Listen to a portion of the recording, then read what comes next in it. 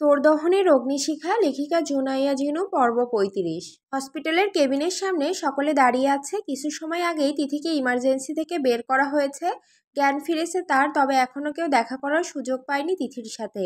শাহনাজ বেগম একপাশে দাঁড়িয়ে মুখে আঁচল চেপে কাঁদছেন। তাকে সান্ত্বনা দিচ্ছে শারমিন বেগম সহ তার দুই জা। তানিয়া বেগম গিয়েছেন বাড়িতে তার এটিএম কার্ড আনতে, যেটা তাড়াহুড়োর মাথায় ফেলে এসেছেন তিনি। তিথিকে আজকে বাড়িতে নিয়ে যেতে পারবে বলেই ডাক্তার জানাই দেয়। সেই কারণেই টাকার প্রয়োজন, ক্যাশ নেই তার কাছে। তারার আসবার আগেই তিনি চলে যায় বাসায়। তারারাও এসেছে, বেশি সময় হয়নি, হাতে গোনা 10 মিনিট হবে। বলতে গেলে পুরো খান পরিবার এখানে উপস্থিত রয়েছে। ও তার সকল ফ্রেন্ড। তাজ একপাশে চুপচাপ দাঁড়িয়ে আছে, সেও এসেছে সকলের সাথে। হুট করেই তার মন মানতে পারে না তিথির অসুস্থতা, এক প্রকার ব্যাকুল হয়ে পড়ে। তাই আর সহ্য করতে না পেরে সকলের সাথে চলে আসে। খান পরিবার বলতে গেলে তারা সকলেই যে চোখে দেখে, তেমনি তারার বাকি ফ্রেন্ডদেরও সেই চোখে দেখে। তিথির অসুস্থর খবর পেয়ে এক প্রকার সকলেই কাজ ফেলে এখানে এসেছে। সূর্য ছাড়া সকলে এখানে আছে। সকলের বিষণ্ণ মন দাঁড়িয়ে আছে, তো কেউ বসে আছে। তারা তিথির জন্য এক প্রকার পাগল হয়ে গেছে। কিভাবে হলো তার বেস্ট ফ্রেন্ডের এই অবস্থা ভাবতেই তারা শাহনাজ বেগমের কাছে এসে ব্যস্ত কণ্ঠে বলে ওঠে, এসব কিভাবে হলো মনি? তারার কথায় শাহনাজ বেগম তারার পানে তাকায়। তিনি চোখের পানি মুছে ব্যথাতুর কণ্ঠে বলে ওঠে, জানি না রে মা, কাল কলেজ থেকে এসেছে বৃষ্টিতে ভিজে। জিজ্ঞেস করলে আমাকে কিছু না বলেই রুমে চলে যায়।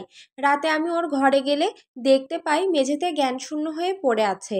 জ্বরে শরীরে হাত দেওয়া যায় না, কি করব ভেবে পাই না। তখন ফারদিনকে কল করি, ও এসে তিথিকে ধরে নিয়েছে, হসপিটালে ভর্তি করে। বলে তিনি ফুপিয়ে কেঁদে ওঠে। তাজ মাথা নিচু করে সবটা শুনছিল। এর মধ্যেই টনি পাশ থেকে অবাক কণ্ঠে বলে ওঠে, কই কাল তো তিথি কলেজ যায়নি।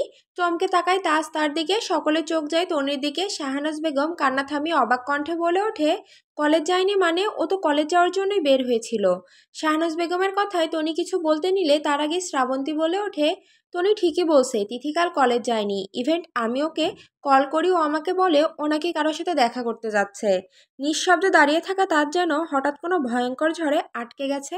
মনের ভেতর কান্নার মতো এক অজানা ব্যথা গুমড়ে গুমড়ে উঠছে, ঠোঁট কাঁপছে, চোখের পলকে যেন ভার হয়ে এসেছে। চারিদিক নিস্তব্ধ, শুধু হৃদয়ের ভেতর চলছে এক অশান্তির ঝড়। তাজ ভাবতে থাকে, তার মানে তিথি সত্যি সত্যি এসেছিল আমার সাথে দেখা করতে, অপেক্ষা করেছিল আমার জন্য বৃষ্টিতে ভিজে।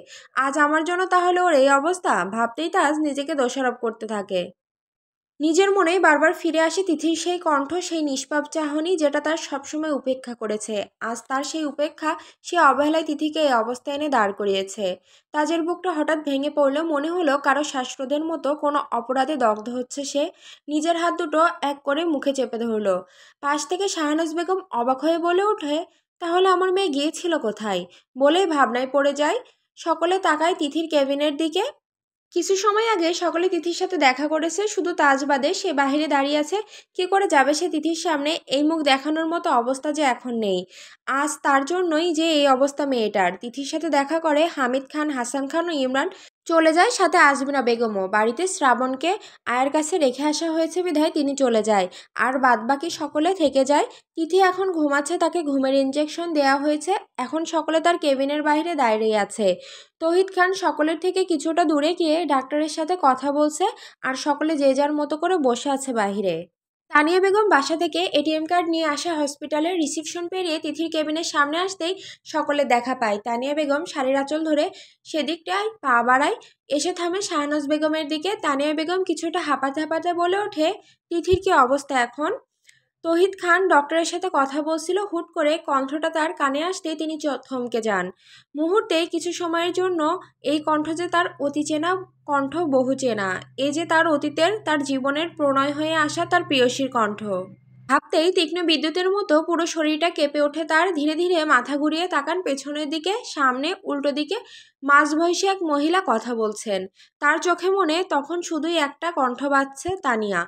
শব্দটা ঠোঁট থেকে বেরোতেই শরীর কেঁপে ওঠে তৌহিদ খানের। কি ভেবে কাঁপা কাঁপা পায়ে হাঁটা শুরু করেন, এক পা করে যেন বুকের ভেতর জমে থাকা অনুভূতির পাহাড় নিয়ে হেঁটে যাচ্ছেন।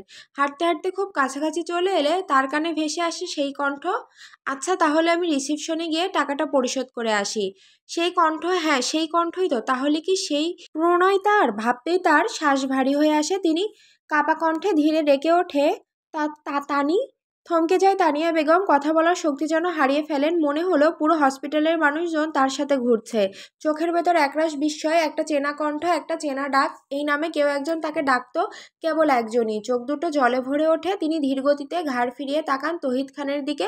দুজনেই থমকে যায় মুহূর্তে। সকলে তাদের পানে তাকিয়ে আছে অবাক দৃষ্টিতে। তহিদ খান সামনে দাঁড়িয়ে আছেন, চুলে পাক ধরা, মুখে বয়সের রেখা, চোখে অতল গভীরতা, কিন্তু সেই চেনা ধীরতা আজও আছে। তানিয়া বেগম স্তব্ধ হয়ে তাকিয়ে থাকেন তার দিকে, গলায় কোনো শব্দ নেই। তহিদ খানের মুখের হাসি ফুটে, চোখ ভিজে ওঠে তার। তার চোখে পানিও, অন্যদিকে মুখে হাসি। হয়তো এটাকে বলে খুশির কান্না। তহিদ খান তানিয়া বেগমের পানে অপলক দৃষ্টিতে তাকায়। সেই মুখ, সেই চোখ, সেই ঠোঁট, নাক, সব সেই চেনা। তবে সবকিছু যেন এখন বয়সের ছাপে ছানি পড়েছে। তার আগের মতো আর সেই সৌন্দর্য নেই তার তানির। অনেকটা পরিবর্তন হয়েছে তার। এলোমেলো সেই নারী আজ গোছানো পরিপাটি এক নারী। ধূসর রঙের শাড়িতে আজ তার তানি নিজেকে আড়াল করেছে। চোখে মোটা ফ্রেমের চশমা, তার চোখে আজ যেই চোখ এক সময় ছিল কাজলে আঁকা, আজ সেই চোখের প্রয়োজন পড়েছে চশমার খোলা। সেই মন কাড়া চুল আজ ঠাঁই নিয়েছে খোপায়। সৌন্দর্য ধামাচাপা পড়েছে কিছুটা। ৩০ বছর পর তার সেই প্রণয় আস্তার সামনে উপস্থিত, যাকে হন্য হয়ে খুঁজে বেরিয়েছে। তিনি আস্তার সামনে দাঁড়িয়ে আছে তার সেই প্রণয়। তারা একে অপরকে অবাক হয়ে দেখছে, যেন ৩০ বছর পর সময়টা থেমে গেছে। চারপাশের কোলাহল মিলিয়ে গেছে। শুধু দুই জোড়া চোখ কথা বলছে, দুইটা ভাঙা হৃদয় ধুকপুক করছে পুরনো ভালোবাসার সুরে। তহিদ খান এবার নীরবতা ভেঙে ভাঙা কণ্ঠে বলে ওঠে, এত বছর পর কোথায় ছিলে তুমি তানি? থমকে যায় সকলে। শারমিন বেগম ও শাহানাজ সবচেয়ে বেশি অবাক হয়। শারমিন বেগম তহিদ খানের মুখে তানি নামটাই শুনে বুঝতে পারে এই সেই তানি। সে কি করে ভুলে গেল তানিয়াকে? সে তো তানিয়াকে চিনতো। তার বারবার মনে হচ্ছিল কোথাও তানিয়া বেগম, যারকে তিনি দেখেছে, কিন্তু ঠিকঠাকভাবে মনে করতে পারেনি তিনি। শাহনাজ বেগমেরও একই অবস্থা। তিনি বুঝে যায় তহিদ খানি সেই লোক যার জন্য তার বোনের আজ এই অবধি আসা। সকলে অবাক হয়ে চেয়ে রইছে। তারা ভ্রুকুচকে তাকিয়ে অবাক হয়ে বলে ওঠে, তুমি চেনো জুলিয়েটকে রোমিও? তারার কথায় দুজনের ধ্যান ভেঙে যায়। তারা তাকায় তারার পানে। তহিদ খান বুঝতে পারে তারা যেই জুলিয়েটের কথা বলতো, তার মানে তার তানি সেই জুলিয়েট। তানিয়া বেগমেরও একই অবস্থা। তিনিও আর বুঝতে বাকি নেই যে তহিদ খান তারাই রোমিও। সকলে তাদের দিকে অবাক চোখে তাকায়। সকলের মনে একটাই প্রশ্ন, কে হন তারা, আর কিভাবেই বা তাদের চিনল? সকলে নীরবতা ভেঙে শারমিন বেগম সকলের উদ্দেশ্যে বলে ওঠে, এ নিয়ে আর এখানে কথা না বাড়ানো হোক। তোমরা সকলে তারাকুঞ্জে চলো তিথিকে নিয়ে। আর হ্যাঁ তানিয়া, তুমিও চলো, তোমার সাথে আমাদের অনেক কথা আছে। তাই তুমি আমাদের সাথে তারাকুঞ্জে যাবে। তানিয়া বেগমের দিকে তাকিয়ে বলে কথাখানা। শারমিন বেগমের কথায় সকলেই চুপ হয়ে যায়। কারো কোনো কথা বলার ভাষা থাকে না। তানিয়া বেগম ও তহিদ খান তাকায় একে অপরের দিকে অসহায় চোখে। তারা তানিয়া বেগম ও তহিদের দিকে তাকায়। সে হয়তো কিছুটা হলেও আঁচ করতে পারে সবটা মনে। আজ তহিদ খান তানিয়া বেগমের মতোই হাজারো প্রশ্ন উঁকি মারে, যার উত্তর কেবলমাত্র তারা দুজনই বলতে পারবে। পিনপতন নিরাপত্তা আজ তারাকুঞ্জের চারপাশে। মনে হয় যেন ঘড়ির কাঁটার আওয়াজও কেউ শুনতে পারছে না। কেউ কেউ কোনো শব্দ করছে না। নিঃশব্দে শ্বাস ফেলার সাহসটুকুও যেন কারো নেই। প্রতিটা মানুষ আজ হাসে সেখানে। শুধু শ্রাবণ নেই, সেই যে এই ঘোলাটে সম্পর্কের ভার এখনো বইবার মতো বড় হয়ে ওঠেনি। তুর্যও সেখানে উপস্থিত, বসে আছে হামিদ খানের ঠিক পাশের সিঙ্গেল সোফাটিতে। তাকে ফোন করে আনা হয়েছে খানিক আগেই। ছোটবেলায় সে তানিয়া বেগমকে দেখেছিল তহিদ খানের ছবিতে। তবে সেই ফিকে হয়ে যাওয়া ছবিটা সময়ের সাথে ভুলে গেলেও এখন তার মনে একটু একটু করে স্পষ্ট হতে শুরু করেছে। তার কিছুটা পাশে দাঁড়িয়ে আছে তারা, ফারদিন, মাহিরা, তনি, শ্রাবন্তী। তাদের থেকে আরও কিছুটা দূরে দাঁড়িয়ে আছে মেঘা, লাবণ্য, আকাশ ও তাজ। সামনের লম্বা সোফায় বসে আছেন খান পরিবারের তিন কর্তা, হামিদ খান, হাসান খান, ইমরান খান। আর পাশে ঠাঁই নিয়েছে একে একে বসে আছেন তিন বধূ, শারমিন বেগম, পিয়ন্তি বেগম, আজমিরা বেগম আর শাহনাজ বেগম ও তিথি। তাদের সামনের সোফাটিতে খানিকটা বিচলিত মুখে বসে আছেন তহিদ খান ও তানিয়া বেগম। চোখে চোখ রেখে না তাকিয়েও তারা যেন হাজারো কথা বলে ফেলছে একে অপরকে। ছোটরা সবাই দাঁড়িয়ে নীরবে তাকিয়ে আছে তাদের দিকে। কোনো কথা নেই কারো মুখে। সকলে নীরবতা ভেঙে হামিদ খান গলা খাকিয়ে তহিদ খানদের উদ্দেশ্যে বলে ওঠে, আমরা সকলে এখানে যে কারণে উপস্থিত হয়েছি তা তুমি নিশ্চয় বুঝতে পারছো তহিদ। হামিদ খানের কথায় তহিদ খান তাকায় হামিদ খানের দিকে। হামিদ খান তা দেখে কিছু সময় চুপ থেকে বলে ওঠে, দেখো আমরা অনেকে অনেক কিছুই জানি না, যার সাথে আমরা অবগত নই, তাই আজ আমরা সত্যিটা জানতে চাই, দয়া করে সবটা বলবে কি আমাদের? হামিদ খান কথাগুলো বলে থামেন। তানিয়া বেগম তৌহিদ খান একে অপরের দিকে তাকায়, যেন কিছু বলতে চাচ্ছে তারা। তারা চুপচাপ দাঁড়িয়ে আছে, কিছু বলতে গিয়েও পারছে না। বড়দের মাঝে তার কথা বলাটা যে মানায় না। তারা আর তিথির একই অবস্থা, দুজনের মনে এই প্রশ্নের উকিঝুঁকি। তুর্য এতক্ষণে চুপচাপ থাকলেও এখন সে একটু নড়েচড়ে বসে বলে ওঠে, তোমাদের নীরবতা তোমাদের দূরত্ব আরও বাড়াবে। আমার মতে সবটা ক্লিয়ার করার প্রয়োজন রোমিও। তুর্যের কথায় সকলেই তার পানে এক পলক তাকায়। তারা তুর্যের পানে তাকিয়ে কিছুটা খুশি হয়, কারণ তুর্য ভাই যে তার মনের কথাখানা বলেছে। আর কারো সাহস থাকুক বা না থাকুক, এই মানুষটার সাহস ঠিকই আছে সকলের সামনে কথা বলার। তৌহিদ খান এবার সিদ্ধান্ত নেয় সবটা বলবে। তিনি কি ভেবে বসা থেকে উঠে দাঁড়িয়ে পড়ে। সকলে তার পানে তাকায়, তবে কিছু বলে না। তৌহিদ খান কিছুটা হেঁটে সকলের থেকে কিছুটা দূরত্ব গিয়ে দাঁড়ায়, দুহাত পেছনের দিকে নিয়ে নিচ তলায় থাই গ্লাসের দিকে তাকিয়ে বাহির পানে তাকায়। বাহিরের দৃশ্য দেখে দীর্ঘশ্বাস ফেলেন তিনি। তানিয়া বেগম চুপচাপ বসে আছে মাথা নিচু করে। সকলে তৌহিদ খানের পানে তাকায়। তৌহিদ এবার বুক ভরা দীর্ঘ নিঃশ্বাস ফেলে বলে ওঠে, সময়টা ছিল আমার 20 পদার্পণের। তখন সদ্য রাজনীতির ছাত্রলীগ নাম লেখায় আমি। ভাইজানকে না জানিয়েই তিনি আমার এই রাজনীতিতে পা রাখার কথা জানতেন না। খুব কম সময়ে রাজনীতিতে বেশ ভালো নাম কামিয়ে ফেলি, যার ফলে আমায় ছাত্রলীগ কমিটির নেতা বানানো হয়। ভার্সিটির শেষ বর্ষ তখন আমার। ভার্সিটি বলতে গেলে বেশ নামডাক হয়ে যায় আমার খুব কম সময়ে। একদিন ক্লাস শেষে ফিরছিলাম। সেদিন সূর্যটা কেমন যেন হলুদ আর কমলার মাঝে দুলছিল। হঠাৎই চোখে পড়লো একদল সিনিয়র ছেলেকে। মাঝখানে একটা মেয়ে ওরা র‍্যাগ দিচ্ছে, আর মেয়েটা ফুপিয়ে কাঁদছে। আমি থেমে গেলাম, পা যেন আর চলে না। মেয়েটার গায়ে ছিল হালকা বাদামি রঙের একটা লং কুর্তি, নিচে নীল জিন্স, মাথার চুল খোলা, চোখ দুটো টলটল করছে যেন ঝরে পড়া প্রথম বৃষ্টির কণা। প্রথম দেখায় ভালো লেগে যাওয়া বলে একটা কথা আছে না, আমার মনে হলো আমারও একই অবস্থা। তবে পর মুহূর্তে যখন দেখলাম মেয়েটি নিঃশব্দে কাঁদছে, আমার ধ্যান ভাঙে। চোখ সরিয়ে তাকালাম ছেলেগুলোর দিকে। অতীত। ছেলেগুলোর দিকে তাকাতেই তৌহিদ খানের রাগে মাথা ফেটে যায়। কেন জানি মেয়েটির কান্না তার সহ্য হয় না। চল শক্ত হয়ে আসে তার। সে আর এক মুহূর্ত দেরি না করে সেখানে হাঁটা লাগায়। চারপাশ নিস্তব্ধ হয়ে যায়। তৌহিদ খান দাঁড়ায় ঠিক তাদের সামনে, তীক্ষ্ণ দৃষ্টিতে তাকায়, কিছু না বলেও যেন সব কথা বলে দেয়। ছেলেগুলো হকচকিয়ে ওঠে। একজন তো পিছিয়ে যায় দুপা, বাকিরা থতমত খায়। তৌহিদ খান দাঁতে দাঁত চেপে বলে, তোদের ঘরে বোন নেই? একটা মেয়ে নতুন এসেছে আর তোরা র্যাগিং শুরু করেছিস তাকে নিয়ে? রসিকতা হচ্ছে এখানে? মানুষ হতে শেখ আগে, ক্ষমা চা এক্ষুনি, বলে গর্জে ওঠে তৌহিদ খান। তৌহিদ খানের গর্জন শুনে মেয়েটি সহ সকালে কেঁপে ওঠে। ছেলেগুলো ভয়ে কাঁপতে শুরু করে। তারা তার তড়িঘড়ি করে কাঁপতে কাঁপতে বলে ওঠে, সরি আপু, সরি, আমাদের ভুল হয়ে গেছে, আমাদের মাফ করে দিন। ছেলেগুলোর কথায় মেয়েটি তাদের পানে তাকায় এক পলক। তৌহিদ খান ফের হুঙ্কার দিয়ে বলে ওঠে, আজ আমি কিছু বললাম না, আবার দেখলে এই ভার্সিটি তো দূরে থাক, ঢাকার মাটিতে দাঁড়াতে পারবি না, মনে থাকে যেন। এখন বিদায় হয় এখান থেকে। সেই কথা শুনে কেউ আর দাঁড়ায় না। একে একে সবাই ক্ষমা চেয়ে পালিয়ে যায়। চারপাশ আবার নিস্তব্ধ। মেয়েটি তখনও নীরব, মুখে বেদনার ছাপ, চোখে জল। তৌহিদ খান এবার ধীরে ধীরে তার দিকে এগিয়ে যায়। সে দাঁড়িয়ে, বাতাসে হালকা কাঁপছে তার ওড়না। কান্নার ফলে চোখ মুখ লাল হয়ে যায়। মেয়েটি তৌহিদ খানের পানে মাথা উঁচু করে তাকায়। এবার আটকে যায় তৌহিদ খানের চোখের দিকে তার চোখ। তৌহিদের চোখে তখন এক অন্য জ্যোতি। গায়ের গঠন ধীর, গায়ের রং উজ্জ্বল শ্যামলা, তীক্ষ্ণ চিবুকের রেখায় ধীরতা, আর কপালের চিন্তায় গভীর ছায়া। চোখ দুটো যেন তীব্র কোমল। একবার কারো দৃষ্টি পড়লে কেউ আর চোখ ফেরাতে পারবে না নিশ্চিত। তৌহিদ খান মেয়েটি চোখে চোখ রেখে নরম স্বরে জিজ্ঞেস করে, তোমার নাম কি? মেয়েটি একটু কেঁপে ওঠে, বহার্ত কণ্ঠে বলে ওঠে, তানিয়া চৌধুরী। তৌহিদ খান নামটি মনে মনে একবার আওড়ালো। তানিয়া কিছু সময় চুপ থেকে তারপর একটু থেমে বলে, ধন্যবাদ, আপনি না আসলে আমি জানি না কি হতো। তৌহিদ খান হালকা হেসে বলে ওঠে, ভয় পাবার কিছু নেই, এরপর থেকে কিছু হলে আমায় বলবে। আমি এই ভার্সিটিতেই পড়ি, কেউ যদি আবার র্যাগিং করে তাহলে বলে দিও তুমি তৌহিদের লোক, তাহলে আর তোমায় কেউ বিরক্ত করবে না। তানিয়া মাথা দোলায়, দুপাশে হালকা হেসে। তানিয়া বুঝতে পারে তৌহিদ খান ভার্সিটির কোনো সাধারণ স্টুডেন্ট নয়, নামডাক আছে তার বেশ। তানিয়ার কথা না বাড়িয়ে সে তৌহিদ খানের উদ্দেশ্যে বলে ওঠে, তাহলে আজ আসি। তৌহিদ খান তা শুনে হালকা এসে মাথা নাড়ায় উপর নিচ। তানিয়া চোখ নামিয়ে নেয়। একটি কুণ্ঠিত ভঙ্গিতে পেছন ফিরে হাঁটতে শুরু করে। একবার পেছনে তাকায়, থমকে যায়। তহিদ খান সেই চাহনিতে তার চুলের প্রতিটি দোলাই যেন কোনো কথা রয়ে যায়।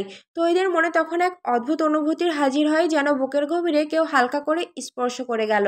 সে বুঝে যায় এই মেয়েটি তার হৃদয়ের পাতায় লেখা হয়ে গেছে আজ থেকেই। প্রেমের প্রথম ছোঁয়া তার হৃদয়কে স্পর্শ করেছে আজ। সেদিনের পর থেকে এক একটা দিন পার হতে থাকে আর তহিদ খানের হৃদয়ে আরও প্রখর হতে শুরু করে তানিয়ার নাম। তানিয়াও তহিদ খানের সাথে এখন কিছুটা ফ্রি হয়।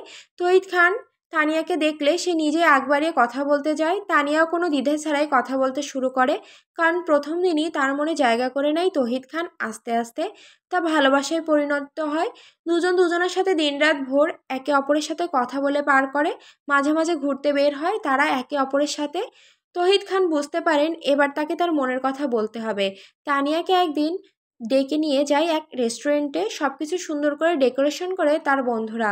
তানিয়া সেখানে উপস্থিত হলে এতদিনে জমে থাকা অনুভূতির কথা জানিয়েও দেয় তাকে। তানিয়াও খুশিতে তাই একসেপ্ট করে নেয়, কারণ সেও যে তাকে মন প্রাণ উজাড় করে ভালোবাসে। সেদিনের পর চলতে থাকে তাদের ভালোবাসা এভাবেই।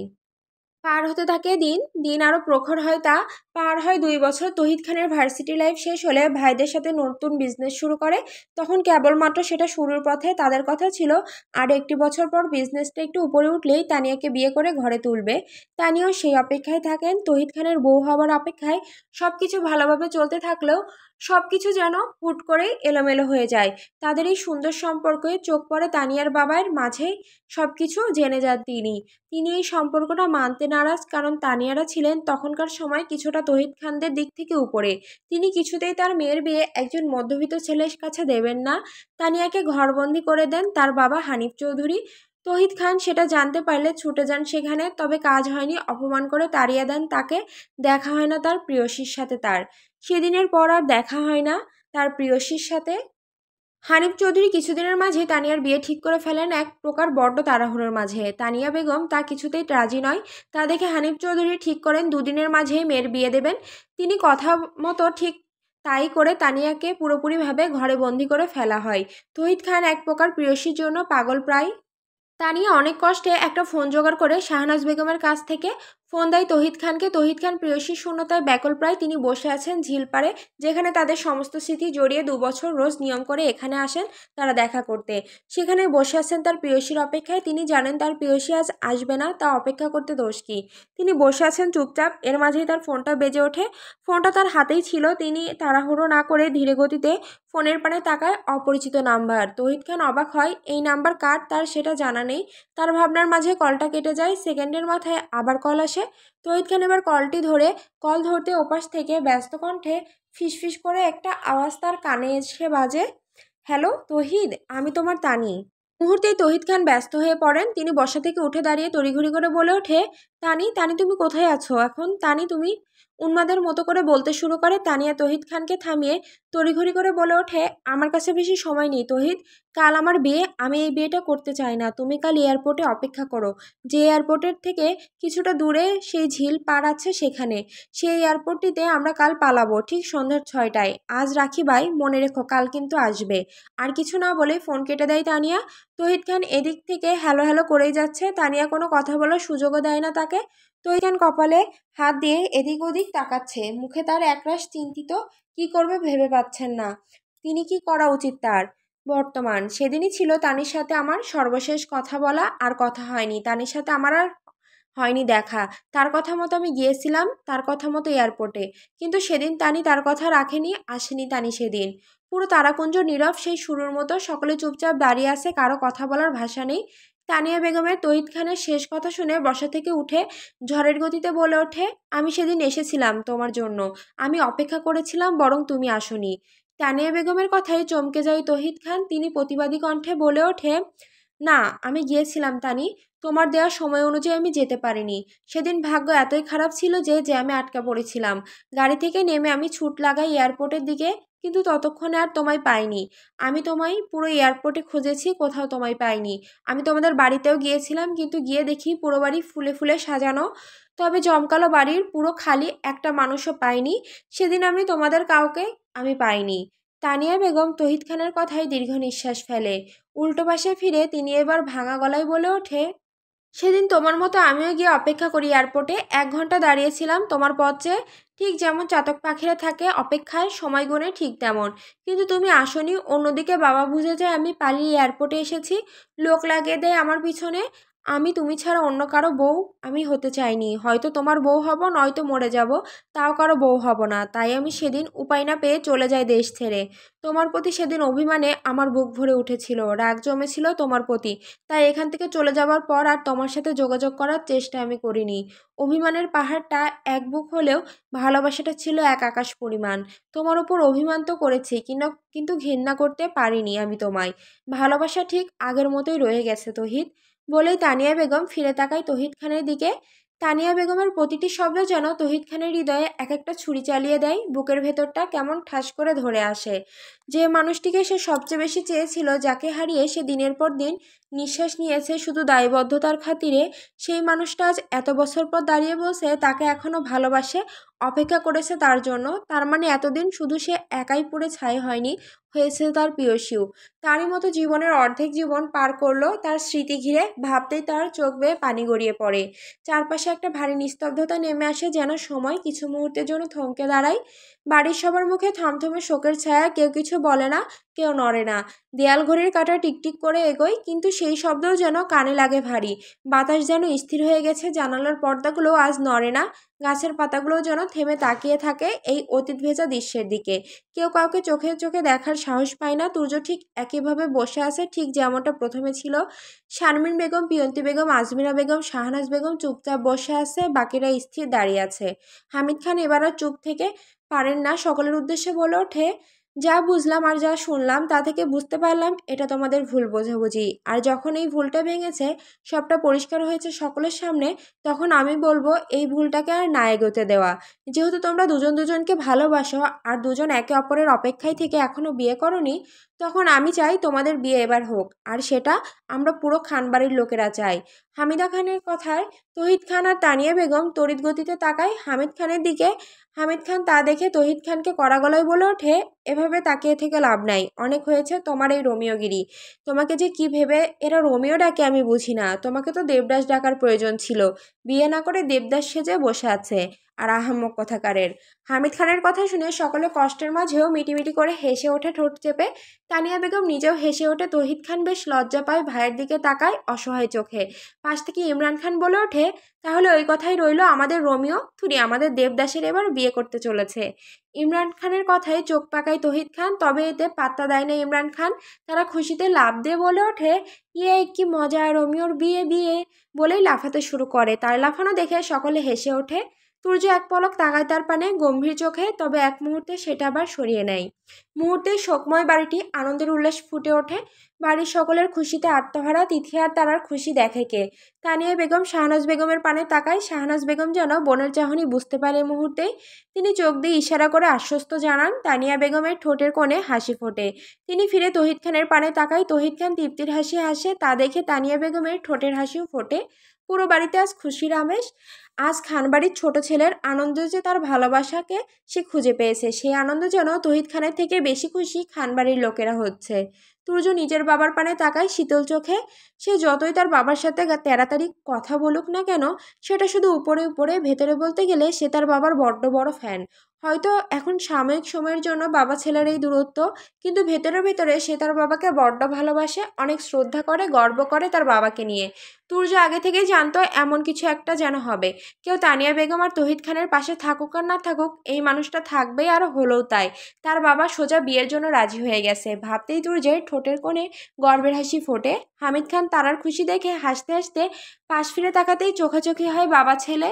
তুর্য মুহূর্তেই চোখ নামিয়ে নেয়। হামিদ খান ফলো করে তুর্য তার পানে তাকিয়ে হাসছিল। ছেলে তার হয়তো বুঝতে পেরেছে বাবা কিছুই দেখেনি, কিন্তু বাবার যে চোখ পড়েছে, হামিদ খানের ঠোঁটে হাসি ফুটে। ছেলেটা তার বরাবরই বড্ড রাগী, তিনি জানেন তারও শারমিন বেগমের মাঝে যে দূরত্ব, ছেলের সঙ্গে হয়তো তার পুরোটা কেন্দ্র করে তারাই রয়েছে। মাঝে মাঝে আক্ষেপ হয় ছেলের সাথে কথা বলতে, প্রাণ ভরে হাসতে, জড়িয়ে ধরতে হয়ে ওঠে না তার। সেই যে প্রথম ছেলেটা যখন বাড়ি ফিরল তখন যা জড়িয়ে ধরেছিল আর হয়ে ওঠেনি। কথা হলো শুধুমাত্র বিজনেসের ক্ষেত্রে ছাড়া আর কথা হয় না তাদের মাঝে। ছেলেটা যে তার মা বাবার ওপর কঠিনভাবে রেগে আছে তা সেটা খুব ভালো করেই জানেন হামিদ খান। সব কিছু ভাবতেই দীর্ঘ নিঃশ্বাস ফেলে আবার সকলের মাঝে মন দেয়। তানিয়া বেগমকে ঘিরে ধরেছে শারমিন বেগম, আজমিরা বেগম, পিয়ন্তি বেগম। এটা ওটা নিয়ে মজা নিচ্ছে তারা। কদিন পর ছোট যা হবে তাদের এখনই ফ্রি হয়ে নিচ্ছে বলতে গেলে তারা। সকলের আনন্দের মাঝে ফোন বেজে ওঠে তুর্যের। তুর্য ফোনের পানে তাকাতেই দেখতে পায় তাহসান কল করেছে। তুর্য উঠে যায় সকলের মাঝ থেকে, ফোন হাতে নিয়ে বেরিয়ে যায় বাইরের দিকে।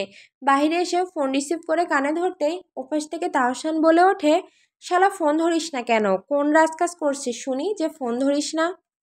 তাহসানের কথায় বিরক্ত হয় তুর্য। বিরক্ত হয়ে বলে ওঠে, বিশাল বড় রাজকার্য করছিলাম। হয়েছে, এবার বল কি বলবি?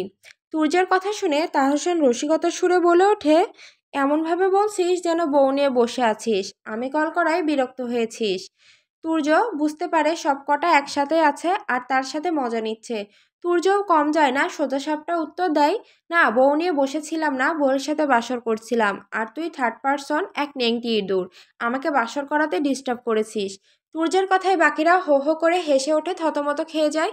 তাহসান কোথায় একটু চেয়েছিল মজা নিতে, উল্টো তাকে নিয়ে সকলে মজা নিচ্ছে। তাহসান সকলের পানে চোখ রাঙায়, কিন্তু উল্টো তাকে ভয় না পেয়ে যেন আরও মজা নাই তা দেখে তাহসান রাগে গিজগিজ করে বলে ওঠে, এমন ভাব নিচ্ছিস যেন বিয়ে করে ফেলেছিস। বিয়ে না করে বাসর করছিস কার সঙ্গে শালা? তাহসানের কথাই তুর্য কোনো ভঙ্গিমা ছাড়াই বলে ওঠে, কে বলেছে বিয়ে করিনি? তুর্যের এক বাক্যে সকলের হাসি থেমে যায়, মুহূর্তেই যেন পাথর হয়ে যায়। সবগুলো তড়িঘড়ি করে সবগুলো ফোনের কাছে আসে। জয় তড়িঘড়ি করে অবাক কণ্ঠে জিজ্ঞেস করে ওঠে, কি বলতে চাচ্ছিস বলতো? আই মিন আমরা যা ভাবছি তাই? তুই কি বিয়ে করেছিস? জয়ের কথায় তুর্য গাছাড়া ভাব নিয়ে বলে ওঠে, হ্যাঁ করেছি। কথাটা শেষ হতে দেরি সবগুলো একসাথে চিল্লিয়ে বলে ওঠে, কি? সূর্য সবগুলো চিল্লানি শুনে চোখ খিচে বন্ধ করে ফোন কান থেকে কিছুটা দূরে সরিয়ে নেয়। অন্যদিকে সবগুলোর মাথায় যেন বিশাল এক বজ্রপাত পড়েছে। এমন অবস্থা, নেহা জয়কে ঠেলে এক প্রকার সামনে এসে বলে ওঠে, ব্রো মজা করিস না, সত্যি কি তুই বিয়ে করেছিস? নেহার কথা শুনে দুর্য কিছুটা বিরক্ত হয়ে বলে ওঠে, শাট আপ নেহা, তুইও শুরু করেছিস? তোর কি মনে হয় আমি মজা করছি? তুর্যের কথায় নেহা সহ সকালে আকাশ থেকে পড়ে। তুর্য যখন কথাটা সিরিয়াসভাবে বলছে তার মানে সত্যি সত্যি বিয়ে করেছে। সকলের মুখের ভাষা প্রায় হারিয়ে ফেলেছে, কি বলবে বুঝতে পারছে না। বিশ্বাসই করতে পারছে না যে তাদের বন্ধু বিয়ে করেছে। এমন রাগী বদমেজাজি ঘাড়তারা ছেলে নাকি বিয়ে করেছে ভাবতেই তাদের অবাক লাগছে। কেউ কথা বলছে না দেখে তুর্য বিরক্ত হয়ে বলে ওঠে, এমন ফুল স্টপ মার্কা অফ হয়ে গেলি কেন সবগুলো? তোদের মতো আমার এত ফালতু সময় নেই, কথা বললে বল, না বললে না বল। আমার কাজ আছে, রাখ ফোন। আর ফোন করে ডিস্টার্ব করবি না বলে দিলাম। বলেই সবগুলোর মুখের উপর ফোন কেটে দেয়। সবগুলো হাঁ করে একে অপরের দিকে তাকিয়ে আসে, কি হয়ে গেল কিছুই বুঝতে পারছে না। সব মাথার উপর দিয়ে যাচ্ছে। একজন আরেকজনের দিকে ড্যাব ড্যাব করে তাকিয়ে আসে। সূর্য বিরক্ত মুখে ফিরতে নিলেই কারোর সাথে ধাক্কা খায়, মেজাজ গরম হয়ে যায় তার। চোখ তুলে তাকিয়ে যেই রাম ধমক দিতে যাবে তখনই থেমে যায় সূর্য। তারা তার সামনে দাঁড়িয়ে আছে, এত মানুষের মাঝে যখন সেই কাঙ্ক্ষিত মানুষটিকে তার চোখ জোড়া খুঁজে না পায় তখন বাহিরে খুঁজতে চলে আসে, আর মিলেও যায় সেই মানুষটিকে। সূর্য কিছুটার আগে গিজগিজ করে বলে ওঠে, এখানে কি চাই তোর? সূর্যের কথায় শুকনো ঢোক গেলে তারা গলার আওয়াজ শুনেই তার পাওয়ার শেষ। তারা কাঁপা কাঁপা কণ্ঠে বলে ওঠে, তু তু তু তু তুর্য ভাই, কাল রাতে। আর বলতে পারে না তারা, তার আগে তুর্য থমথমে কণ্ঠে বলে ওঠে, কালকের বিষয় নিয়ে আমি আর একটা কথাও শুনতে চাই না। ঢুকেছে তোর মাথায়, সর সামনে থেকে। বলে এক মুহূর্ত না দাঁড়িয়ে চলে যায় তুর্য তারাকে পাশ কাটিয়ে। তারা দাঁড়িয়ে থাকে ঠিক সেভাবেই পাথরের মতো, যেন কেউ এসে তার বুকের মধ্যে একটা ভারী পাথর বসিয়ে দিয়ে গেছে। চোখের পাতা কাঁপে না, ঠোঁট থরথর করে কাঁপে, শুধু ভিতরে ভিতরে এক অসম্ভব কষ্ট বুকে কুঁকড়ে ধরে। তারার মনে হয় আজ এত আনন্দের মাঝেও তার সব কিছু ফিকে হয়ে গেছে, যেন গোটা দুনিয়াটা থেমে গেছে শুধু তুর্যের সেই কথাগুলোর ওজনেই। চোখে হঠাৎ এক ফোঁটা জল গড়িয়ে পড়ে, ঠোঁট চেপে ধরে সে, কান্না চেপে রাখতে চায়। তুর্য হাঁটতে হাঁটতে চলে যায় বাড়ির ভেতর, আর তারার বুকের ভেতরটা কেমন যেন ফাঁকা হয়ে যায়।